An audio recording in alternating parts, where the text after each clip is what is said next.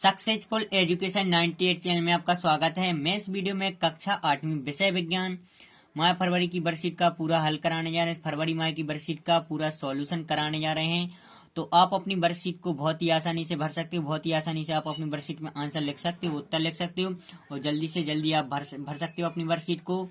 तो आप देख सकते हो यहाँ पर आपको अपना नाम लिखना और यहाँ पर अपने पिता का नाम लिखना, आपको यहाँ पर शाला का नाम लिखना, यहाँ पर आपको अपनी कक्षा लिखनी है, कक्षा 8वीं लिखना है। इसके बाद आप देख सकते हो ये फर्स्ट क्वेश्चन। तो फर्स्ट क्वेश्चन में चित्र बना है, यहाँ पर आप देख सकते हो आ नंबर।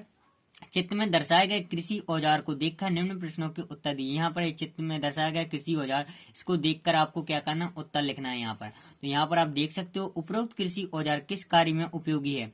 यह बहुमुखी मशीन है जिसमें कटाई और सफाई का काम एक साथ किया जा सकता है। यह एक बहुमुखी मशीन है जिसमें कटाई और सफाई का काम एक साथ किया जाता है। इसके बाद दूसरा क्वेश्चन देख सकते हो आप, कृषि कार्य में उपयोगी कोई दो अन्य यंत्रों के नाम लिखना है। तो यहाँ पर कृषि कार्य में जो उपयोग होते हैं यंत्रों के नाम लिखना है। तो ट्रैक्टर का उपयोग किया जाता है खेती किसानी में और हार्वेस्टर का किया जाता है। तो यहाँ पर ट्रैक्टर और दूसरा हार्वेस्टर मशीन हो गई।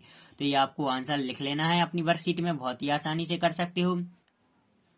इसके बाद 12 नंबर, नीचे कृषि पद्धतियों से संबंधित शब्द दिए गए हैं, उन्हें सही क्रम में व्यवस्थित करना है। तो यहाँ पर किसी से संबंधित शब्द दिए गए, इनको क्या करना है, आपको क्रम में लिखना है। तो यहाँ पर आप लिखेंगे जुताई और हल चलाना, बीज बोना, बुआई, खाद देना, सिंचाई, खरपतवार निकालना, कटाई। तो ये आपको आंसर लिख लेना अपनी वर्कशीट में।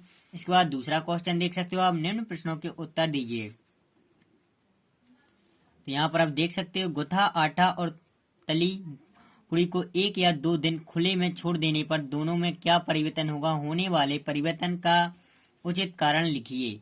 तो यहाँ पर इसका आंसर दिया गया। तो आप देख सकते हो गुथा आटा 2 दिन बाद आकार में पहले से बड़ा होगा, क्योंकि इस खमीर बैक्टीरिया की वृद्धि के कारण यह छोड़ता है। पूरी आकार में छोटी होती है क्योंकि इसे तेल से निकाला जाता है। तेल गय में से दाग को निकाल देता है। तो ये आपको आंसर लिख लेना है अपनी वर्कशीट में। बहुत ही आसानी से अपनी वर्कशीट भर सकते हो आप। वीडियो को रोक करके आप आंसर लिख सकते हो इसका आप। इसके बाद आ जाना है दूसरे नंबर पर। आपको कुली को जब भारी बोझ उठाना होता है तो वे अपने सिर पर एक कपड़े को गोल लपेट कर क्यों रखते हैं। यहाँ पर आप इसका आंसर आपको लिखना है। वे इस कार्य को दैनिक आधार पर करने के लिए भारी ताकत और धीरज का उपयोग करते हैं। उनके सिर पर कपड़े का गोल टुकड़ा उस क्षेत्र को बढ़ाता है जिस पर बल कार्य करेगा, इसलिए क्षेत्र में वृद्धि दबाव को कम करती है और इससे कुली को भारी भार को आसानी से ले जाने में मदद मिलती है। तो इसका ये आंसर है। इसके बाद आप देख सकते हो एक इसी क्वेश्चन के अंतर्गत ये तीसरा है, 2 कागज के कप लेकर 10 से 15 मीटर की डोरी से जोड़िए। चित्तानुसार दूर खड़े होकर साथी से बात कीजिए, आपको कैसा सुनाई देता है, अपने अनुभव लिखिए। तो यहाँ पर ये 2 साथी हैं। तो यहाँ पर आप देख सकते हो इसका आंसर, आवाज बहुत कम सुनाई देती है परंतु कंपन सुनाई देती है, ऐसा लगता है। इसके बाद प्रश्न क्रमांक तीसरा, निम्न प्रश्नों के उत्तर दीजिए। तो यहाँ पर आप देख सकते हो रसोई घर में काम करते समय प्लास्टर से बने वस्त्र क्यों नहीं पहनना चाहिए। तो यहाँ पर ये आंसर लिखोगे आप। प्लास्टर एक संश्लेषित रेशा है जो शीघ्र आग पकड़ लेता है और पिघल कर सही से चिपक कर दर्द भरी जलन पैदा करता है, इसलिए रसोई में काम करते समय प्लास्टर के कपड़े नहीं पहनना चाहिए। तो इसका आंसर है, आपको अपनी वर्कशीट में अच्छे से लिख लेना है, बहुत ही आसानी से लिख सकते हो आप। इसके बाद इसी क्वेश्चन के अंतर्गत दूसरा क्वेश्चन है। तो यहाँ पर आप लिखा है, क्वेश्चन में दिया गया क्या कारण है कि आग बुझाने वाले कर्मचारियों के परिधानों पर आग नहीं लगती। तो यहाँ पर आप आंसर लिखोगे, आग बुझाने वाले कर्मचारियों के परिधानों पर मेलामाइन प्लास्टिक की परत चढ़ी होती है जो अग्नि रोधक बनाती। तो इसका ये आंसर है। तो आपको अपनी वर्कशीट में लिख लेना है। इसके बाद चलते हैं प्रश्न 4 की ओर। तो यहाँ पर आप देख सकते हो ये प्रश्न क्रमांक 4 है। मान लीजिए दुर्घटना बस साबुन के पानी से भरी बाल्टी संगमरमर के किसी फर्श पर उलट जाए। इस गीले फर्श पर आपके लिए चलना आसान होगा या कठिन, अपने उत्तर का कारण बताएं। तो यहाँ पर इसका आंसर आप लिखोगे, कारण साबुन के पानी में चलना मुश्किल हो जाएगा क्योंकि गोला फर्श एक चिकनी सतह के रूप में कार्य करता है और इसमें कोई अनियमितता नहीं होती है और साबुन की प्रकृति भी बहुत चिकनी होती है। पता है कि चलने के लिए घर्षण की आवश्यकता होती। तो इसका आंसर है। तो आपको अपनी वर्कशीट में अच्छे से लिख लेना है, बहुत ही आसानी से लिख सकते हो आप। इसके बाद इसी क्वेश्चन के अंतर्गत दूसरा क्वेश्चन दिया गया, तो यहाँ पर आप देख सकते हो तड़ित झंझा के समय हमें क्या करना चाहिए और क्या नहीं करना चाहिए, अपने शब्दों में लिखिए। तो यहाँ पर आप लिखोगे आंसर में, तड़ित झंझा या तूफान के समय खुला स्थान सुरक्षित नहीं होता, फिर घर अथवा छत के अंदर की जगह ही सुरक्षित स्थान है। यदि आप किसी बस, कार आदि में यात्रा कर रहे हैं तो उसकी खिड़कियां, दरवाजे आदि बंद कर उसके अंदर रहना सुरक्षित है। तो इसका ये आंसर है। तो आपको अपनी वर्कशीट में आसानी से आप लिख सकते हो, अपनी वर्कशीट में बहुत ही आसानी से।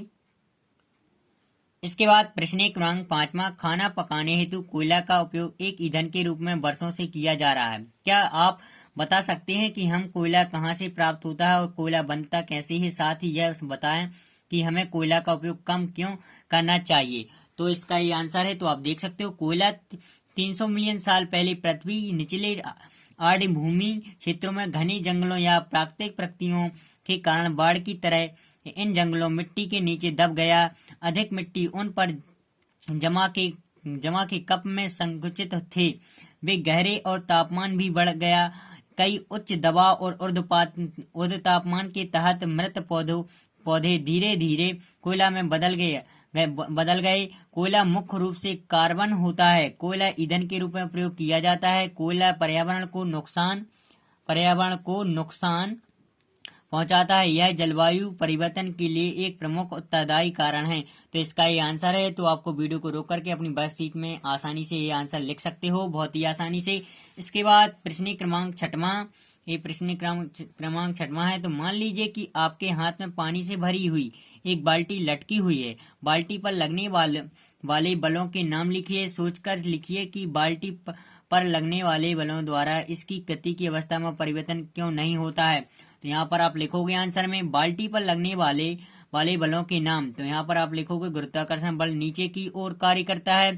नंबर दूसरा, बाहों का पेशी बल ऊपर की ओर कार्य करता है। तो दो बाल्टी की गति की स्थिति में कोई बदलाव नहीं लाती, क्योंकि ये दोनों बल परिणाम में बराबर हैं और दिशा में विपरीत हैं। इस प्रकार वे एक दूसरे को प्रभाव समाप्त करते हैं और बाल्टी पर शुद्ध बल शून्य होता है। तो इसका ये आंसर है। तो वीडियो को रोक करके अपनी वर्कशीट में ये आसानी से ये आंसर उत्तर लिख सकते हो आप अपनी वर्कशीट में, बहुत ही आसानी से। इसके बाद प्रश्न क्रमांक 7वां एक प्रोजेक्ट कार्य है। तो इसको आपको वीडियो को रोक करके ये आपको क्या ये आंसर आपको लिख लेना है, बहुत ही आसानी से लिख सकते हो वीडियो को रोक करके आप अपनी वर्कशीट में। इसके बाद यहाँ पर आपको आ जाना है। तो यहाँ पर आप देख सकते हो, इसी क्वेश्चन के अंतर्गत दूसरा क्वेश्चन दिया गया, वर्तमान में 1 लीटर पेट्रोल का कुल मूल्य कितना है? 94 रुपए है। तो ये आपको भर लेना है। और इसके बाद इसी के अंतर्गत ये आपको यहाँ पर 94 गुणा 3 बराबर 282 रुपए का पेट्रोल खर्च होगा। यहाँ पर लिखा है सप्ताह में कुल कितनी राशि का पेट्रोल खर्च होगा, तो इसको ये आपको लिख लेना है।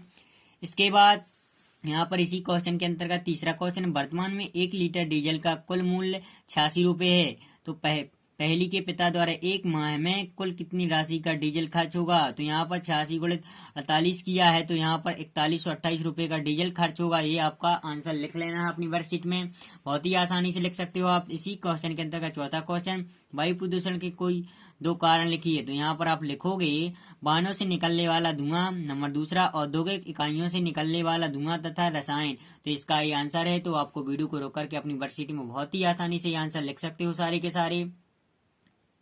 इसके बाद ऊर्जा के नवीनीकरण स्रोतों के नाम लिखना है। तो यहाँ पर आपको ऊर्जा के नवीनीकरण स्रोत दिए गए। तो यहाँ पर देख सकते हो, सौर ऊर्जा, दूसरा जलीय ऊर्जा, तीसरा पवन ऊर्जा, चौथा नाभिकीय ऊर्जा, 5वां जैव ऊर्जा, 6वां हाइड्रोजन ऊर्जा। इसके बाद यहाँ पर आप देख सकते हो, अपने आसपास के 10 विद्यार्थियों की आयु एवं उनकी लंबाई का पता लगाएं। विद्यार्थियों की आयु लंबाई के मध्य ग्राफ खींचे। तो यहाँ पर आसपास के जो आपके विद्यार्थी हैं उनकी लंबाई का आपको क्या करना है, पता लगाना है और उनकी आयु लिखना है और लंबाई लिखना है। तो यहाँ पर इस प्रकार से आपको ये सारणी है आपकी, तो ये सब आपको अच्छे से कर लेना है, सारणी भर लेनी है आपको। इसी प्रकार से वीडियो को रोक करके बहुत ही आसानी से सारणी आप भर सकते हो।